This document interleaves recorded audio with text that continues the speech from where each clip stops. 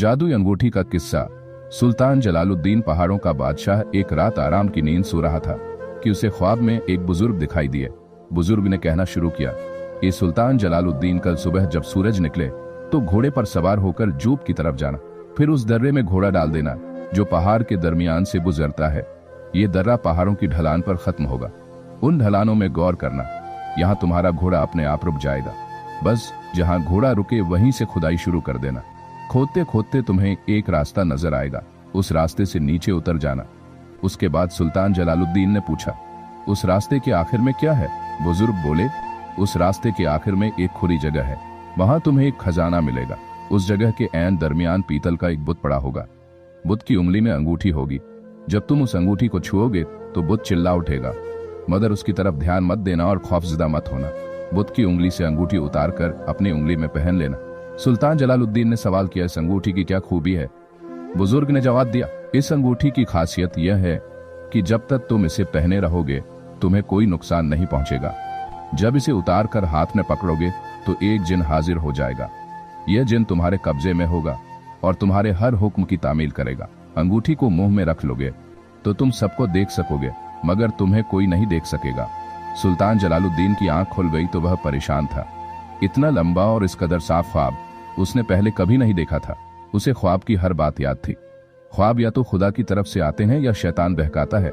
सुल्तान जलालुद्दीन को डर था कि अगर ख्वाब शैतानी हुआ तो वह बुजुर्ग की बात मानकर शैतान के चुंगल में फंस जाएगा।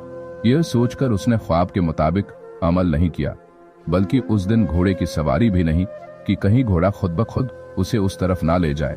लेकिन अगली रात फिर वही बुजुर्ग ख्वाब में आए और वही बातें दोहराई। तीसरी रात भी ऐसा ही हुआ। अब सुल्तान जलालुद्दीन को यकीन हो गया कि यह ख्वाब अल्लाह की तरफ से है, शैतान की तरफ से नहीं। सुबह होते ही वह उठा घोड़े पर सवार हुआ और जूब की तरफ रवाना हो गया। वह तंग दर्रे में चलता गया। जब ढलान शुरू हुई तो दोनों तरफ गार भी नजर आने लगे। अचानक एक जगह उसका घोड़ा रुक गया। यही वह जगह है। सुल्तान जलालुद्दीन ने सोचा। वह बेलचा साथ लाया था। घोड़े को एक पत्थर से बांधकर वह ठीक उस जगह को खोदने लगा जहां घोड़ा रुका था। ज्यादा देर ना गुजरी थी कि लोहे का दरवाजा नजर आया। सुल्तान जलालुद्दीन ने आगे बढ़कर दरवाजा खोला। क्या देखता है कि नीचे सीढ़ियां जाती हैं और कहीं अंधेरे में गुम हो जाती हैं। उसने जेब से मोमबत्ती निकाली और जलाकर नीचे उतरने लगा। सीढ़ियां उसे एक बल खाते लंबे अंधेरे रास्ते पर ले गई। रास्ता एक कुशादागार में खत्म होता था। यह गार पहाड़ के अंदर बहुत दूर तक चला गया था। सुल्तान जलालुद्दीन ने देखा कि उसके चारों तरफ सोने के ढेर लगे हुए हैं, मगर उसने खजाने की तरफ कोई तवज्जो ना दी। गार के ऐन दरमियान पीतल का बुत रखा था। उसका कद इंसान के बराबर था। उसके एक हाथ में पीतल की तलवार थी और दूसरा हाथ गार के दहाने की तरफ फैला हुआ था। उसी हाथ की एक उंगली में सोने की अंगूठी थी। सुल्तान जलालुद्दीन ने हाथ बढ़ाकर अंगूठी उतारनी चाहिए तो गार में अजीब सा शोर उठा। बुत यूं चीख रहा था जैसे वह इंसान हो। धातु के बुत से निकलने वाली आवाजें जब खुले गार की दीवारों से टकराई तो यूं लगा जैसे फौज दहाड़ रही हो। सुल्तान जलालुद्दीन ने पहले तो डरकर हाथ खींच लिया, लेकिन फिर हौसला करके बुत की उंगली से अंगूठी उतार ली। जैसे ही उसने अंगूठी अपनी उंगली में पहनी, सारा शोर खत्म हो गया और बुत एक धमाके के साथ धड़ाम से जमीन पर गिर पड़ा। गार में मुकम्मल खामोशी छा गई। सुल्तान जलालुद्दीन गार से बाहर निकल आया। ताजा हवा और सूरज की रोशनी में आकर उसके होश ठिकाने आए। उसने उंगली से अंगूठी उतारी और हाथ में पकड़ ली। फौरन ही एक लंबा तगड़ा जिन सामने खड़ा हुआ और सर झुककर बोला, मेरा नाम तारिक है। हुक्म कीजिए, इस गार का तमाम खजाना उठाकर मेरे खजाने में पहुंचा दो। सुल्तान जलालुद्दीन ने हुक्म दिया। हुजूर का हुक्म सर। आंखों पर यह कहकर तारिक जिन गायब हो गया। तुम्हारे पास कोई जादू की ताकत है और वह उसके बलबूते पर जो चाहे कर सकता है। एक दिन हसन ने हारून से कहा, हमें यह राज मालूम करना चाहिए कि मूसा के पास कौन सी जादुई ताकत है। हारून ने जवाब दिया, आज हम एक बहुत बड़ी दावत का इंतजाम करते हैं। रियाया से कह दीजिए कि पड़ोसी बादशाह के हमले का खतरा टल गया है, इसलिए मुल्क भर में जश्न मनाया जाए। दूसरे दिन महल में बहुत बड़े जश्न का इंतजाम किया गया। तरह तरह के खाने पकवाए गए। बड़े बड़े तबकों में जाफरानी पुलाव, सालिम दम्बे, नरगिसी कोफ्ते, शामी कबाब, सीख कबाब, तरह तरह के अचार, मुरब्बे, चटनियां और मिठाइयां परोसी गई। दावत के दौरान हारून ने कहा, काश दस्तरखान पर बगदाद के नींबू भी होते, बस उनकी कमी रह गई। गोश्त नींबू के बगैर मजा नहीं देता।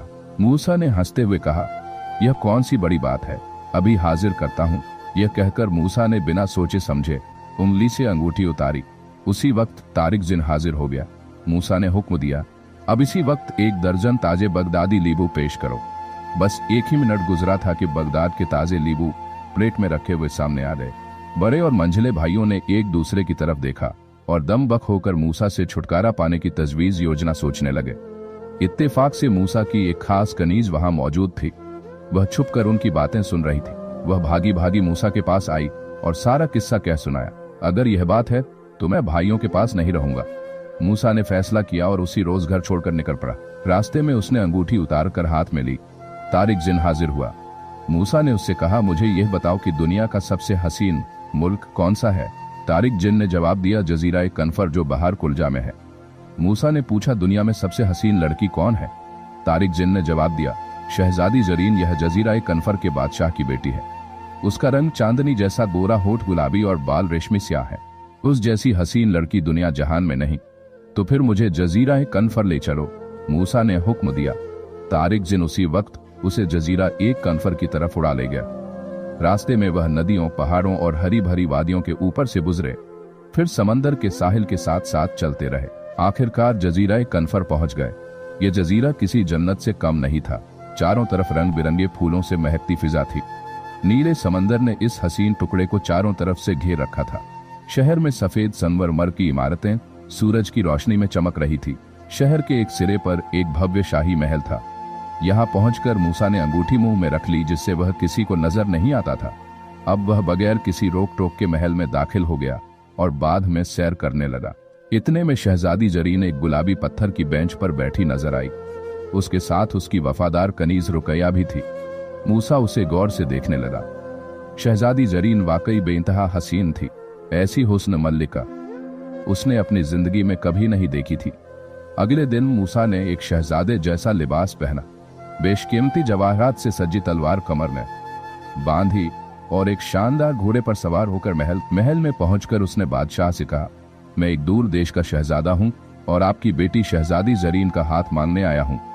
बादशाह जोर से हंसा और बोला, तुम जैसे पागल पहले भी आ चुके हैं, वह भी बादशाहों और वजीरों के बेटे थे। लेकिन शहजादी जरीन को मनाना आसान नहीं। उसने कसम खा रखी है, मैं सिर्फ उस शख्स से निकाह करूंगी जो मेरे लिए बगदाद से नींबू, मिस्र से आम और मदीने से खजूर लेकर आएगा। ये तीनों चीजें एक ही मौसम में मिलनी चाहिए। यह सुनकर मूसा मुस्कुराया और बोला, बहुत अच्छा, मैं कल ही यह सब चीजें हाजिर कर दूंगा। अगले दिन मूसा फिर महल में पहुंचा। उसके पीछे पीछे 3 गुलाम चल रहे थे, जिनके सिरों पर सोने के ख्वान थे। पहले ख्वान में बगदाद के ताजा नींबू थे, दूसरे खरवान में मिस्र के रसीले आम थे, तीसरे खरवान में मदीने की ताजा खजूर थी। बादशाह यह नायाब तोहफे देखकर बेहद खुश हुआ और हुक्म दिया कि शादी की रस्म आज ही अदा की जाए। लेकिन शहजादी जरीन का गुस्सा 7वें आसमान पर था। उसकी स्याह आंखें और ज्यादा स्याह हो गई, होंठ पीले पड़ गए। असल में वह शादी ही नहीं करना चाहती थी।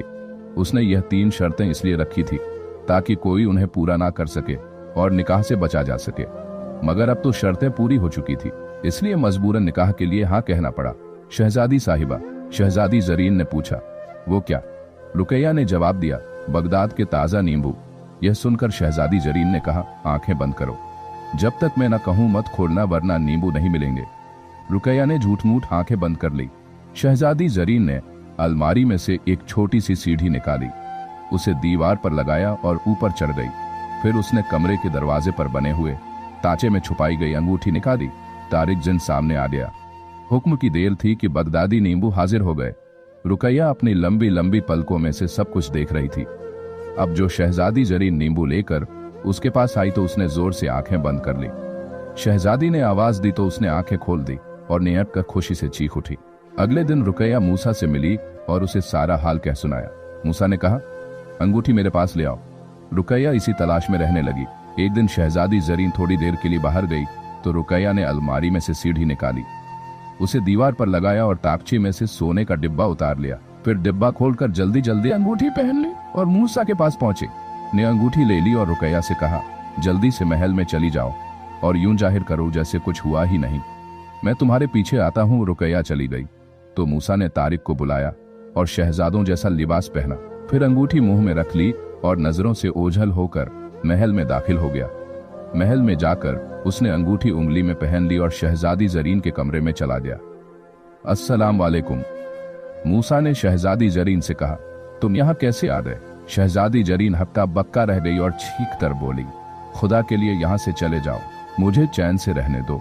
मूसा ने जवाब दिया, यह मुल्क मेरा है, तुम्हारे बाप ने मुझे इसका वारिस बनाया था, अब वह मर चुके हैं, इसलिए मैं तख्त हासिल करने के लिए आया हूँ। शहजादी जरीन पथरा कर रह गई। थोड़ी देर कुछ सोचती रही, फिर दौड़कर अलमारी में से सीढ़ी निकाल लाई और ताकची में से सोने का डिब्बा उतारा। डिब्बा खोलकर हाथी दांत की डिब्बियां निकाली। उसे खोलकर देखा तो अंगूठी गायब थी। मूसा ने अपना हाथ शहजादी जरीन को दिखाते हुए कहा, यह रही अंगूठी मेरे हाथ में। शहजादी जरीन गुस्से से चीखती चिल्लाती बाहर की तरफ भागने लगी। वह नौकरों और पहरेदारों को बुलाना चाहती थी, मगर मूसा ने उसका रास्ता रोक लिया और कहा, नौकरों को बुलाने से क्या फायदा? तुम्हारी फौज के एक एक सिपाही के सामने मैं 1000 सिपाही खड़े कर सकता हूँ। वह यह कहकर उसने अंगूठी उंगली में से उतार ली। तारिक जिन उसके सामने खड़ा था। उसने जिन से पूछा, तारिक बताओ इस शहजादी के साथ क्या किया जाए? इसका चेहरा तो उजला है मगर दिल स्याह है। तारिक ने सिर झुका लिया और बोला, मालिक मैं कुछ नहीं कह सकता, मेरा काम सिर्फ हुक्म मानना है। मूसा ने गहरी सांस ली और कहा, मैं इसे मारूंगा नहीं क्योंकि आखिर यह मेरी बीवी है, मगर इसे आजाद भी नहीं छोड़ सकता क्योंकि यह मेरी जादुई अंगूठी का राज्य जानती है। तारिक चुपचाप खड़ा रहा, हुक्म का इंतजार कर रहा था। मूसा ने ठोस लहजे में कहा, तारिक इसे उस गुफा में ले जाओ जहां से मेरे अब्बा ने यह अंगूठी हासिल की थी, वहीं जहां वह पीतल का बुत पड़ा था। इसे वहीं सुला दो और यह 1000 बरस तक सोती रहेगी। यही इसका अंजाम है। जैसे ही मूसा ने हुक्म दिया, तारिक ने शहजादी जरीन को उठाया और देखते ही देखते हवा में गायब हो। अब मूसा ने अपनी अंगूठी फिर से उंगली में डाल ली और पूरे शान और शौकत के साथ जजीरा कनफर की गद्दी संभाली। वह एक नेक और इंसाफ पसंद हाकिम साबित हुआ और उसके राज में लोग खुशहाल हो गए। कुछ वक्त बाद मूसा ने रुकैया से निकाह कर लिया। दोनों ने मिलकर अपनी सल्तनत को तरक्की की राह पर डाल दिया और सुकून भरी जिंदगी गुजारने लगे।